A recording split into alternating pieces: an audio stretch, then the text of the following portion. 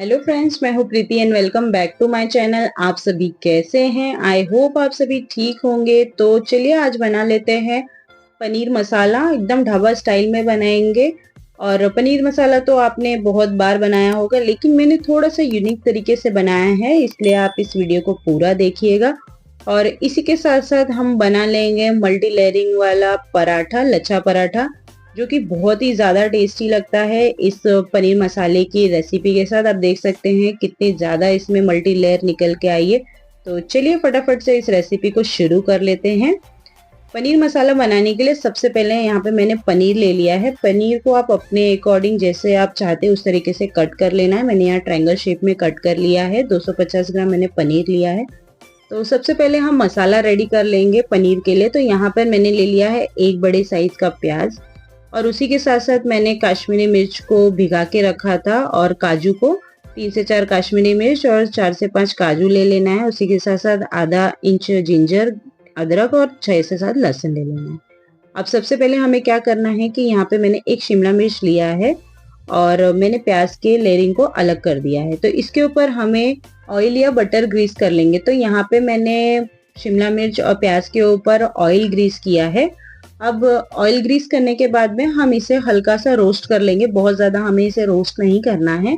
तो मैंने यहाँ पे सबसे पहले शिमला मिर्च ले लिया है। इसको पलटते हुए ब्लैक स्पॉट्स आने तक हमें इसे रोस्ट कर लेना है। बहुत ज़्यादा हमें इसे नहीं पकाना है।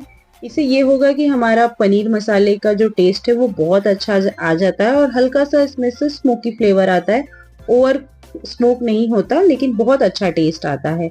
बस इसी तरीके से हमने शिमला मिर्च और प्याज दोनों को बहुत अच्छे से रोस्ट कर लिया है, लगभग 2 से 3 मिनट के लिए। और गैस का फ्लेम हमें लो पर रख के ही इसे रोस्ट करना है।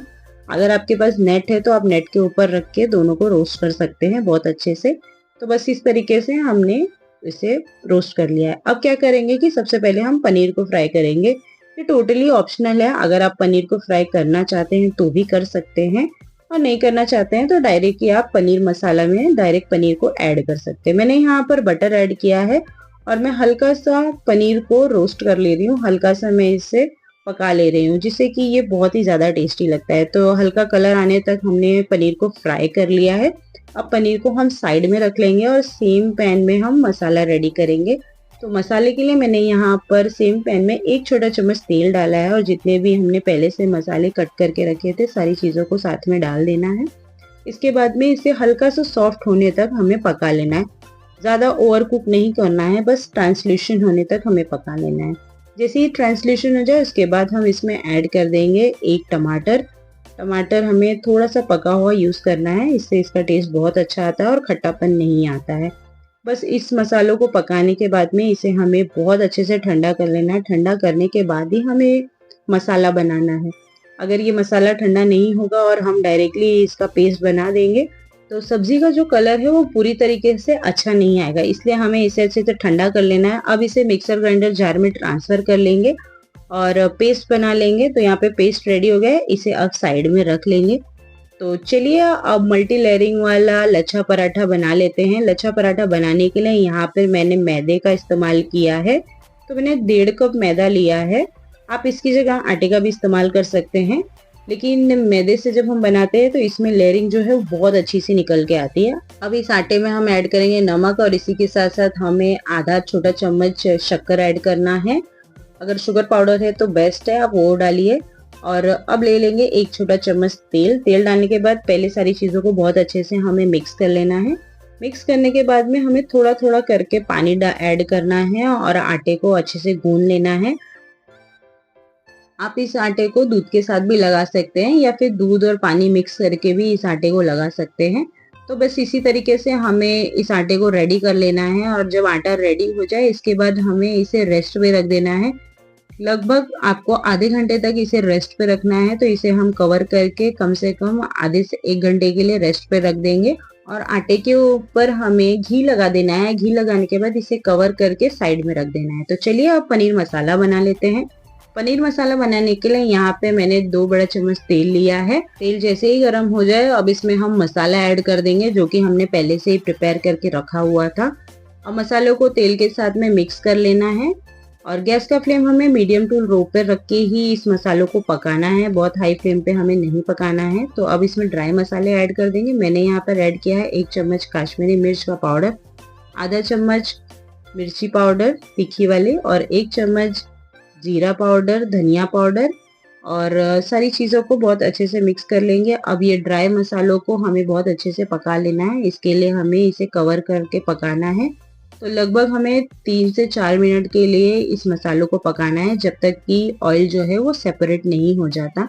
तो आप देख सकते हैं यहाँ पर ऑयल जो है हल्का हल्का सेपरेट हो रहा है। बस इसी तरीके से हमें इसे पका लेना है। आपको अगर रिक्वायर्ड हो तो आप इसमें पानी ऐड कर सकते हैं। मेक श्योर कि आप जो पानी ऐड करें वो हल्का सा गुनगुना पानी हो। और अब इस मसालों को हम कवर करके पका लेंगे।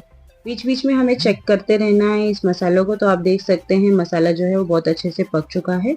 बस इसी तरीके से हमें इसे मिक्स कर लेना है।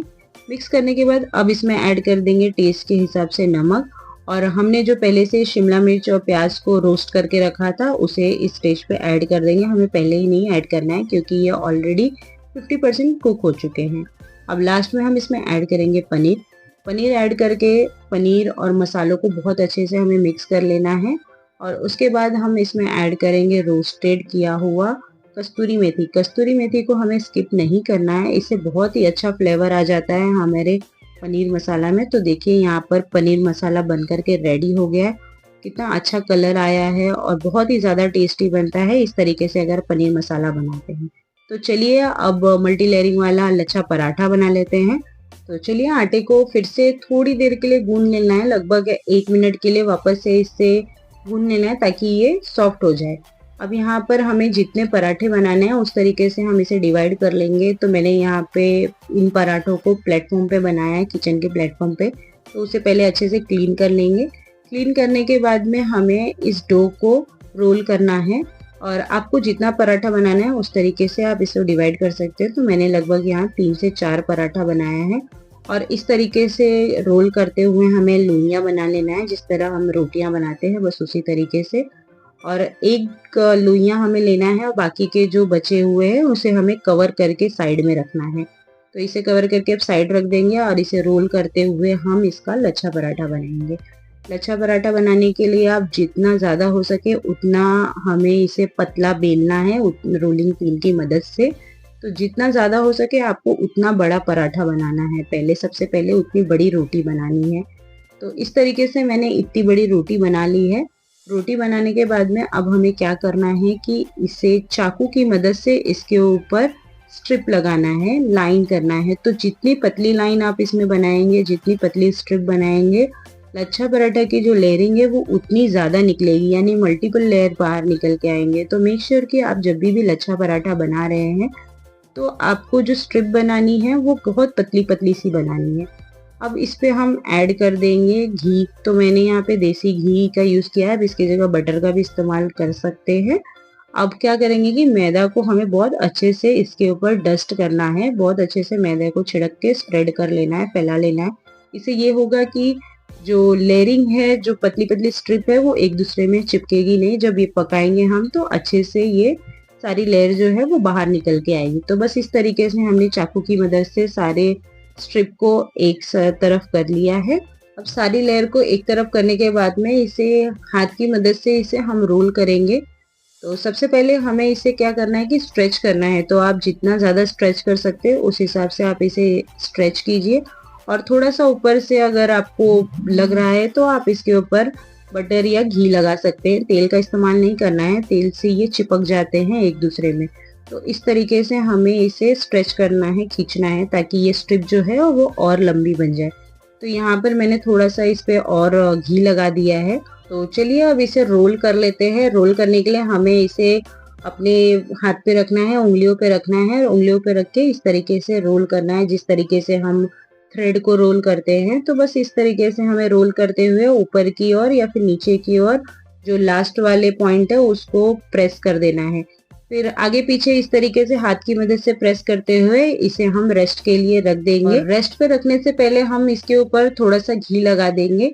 घी लगा के अब इसे साइड में रख देंगे। तो बस इस तरीके से हमारा लच्छा पराठा है जो बन जाता है और इसको जितना ज़्यादा हम रेस्ट देते हैं वो उतना ही अच्छा बनता है। तो यहाँ पे लगभग मैंने 3 से 4 लच्छा पराठा बना लिया है। तो चलिए अब इसे रख देते हैं। तो चलिए मल्टी लेयरिंग वाला लच्छा पराठा हम सेक लेते हैं, जिसे कि आधा घंटा हो चुका है। तो तवे को गरम कर लेना है। तवा गरम होने के बाद हमें पराठा डाल देना है और इसको पहले पलटते हुए दोनों साइड सेक लेना है। और इसके बाद जब थोड़ा सा सेक जाए उसके बाद हमें इसके ऊपर घी लगाना है। घी की जगह बटर का भी इस्तेमाल कर सकते हैं। तो बस इसी तरीके से मैंने दोनों साइड घी लगाते हुए बहुत अच्छे से सेक लिया है। पराठा बनाते समय बस आपको इसी बात का ध्यान रखना है कि गैस का फ्लेम मीडियम टू लो पर रखना है और इसमें हमें तेल का इस्तेमाल नहीं करना है, वरना जो इसकी मल्टी लेयरिंग है वो अच्छे से निकल नहीं पाती है।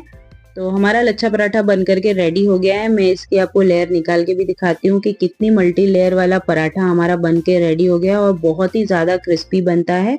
तो बस इसी तरीके से हमारा लच्छा पराठा और पनीर मसाला बन करके रेडी है। यकीन मानिए कि ढाबे से भी बहुत ज़्यादा लाजवाब और टेस्टी ये पनीर मसाला और हमारा लच्छा पराठा बना था। तो एक बार इस तरीके से आप लच्छा पराठा और पनीर मसाला बना के ट्राई कीजिए, आपको भी बहुत ज़्यादा पसंद आएगा। अगर आपको मेरी ये रेसिपी अच्छी लगी हो या फिर आप मेरे चैनल पे नए हैं तो प्लीज़ रेसिपी के नीचे लाइक का बटन प्रेस करें और सब्सक्राइब करना ना भूलें, ताकि मैं इसी तरीके की रेसिपी आपके साथ में शेयर कर सकूं। तो चलिए मिलते हैं नेक्स्ट रेसिपी के साथ। Thank you for watching. Thank you.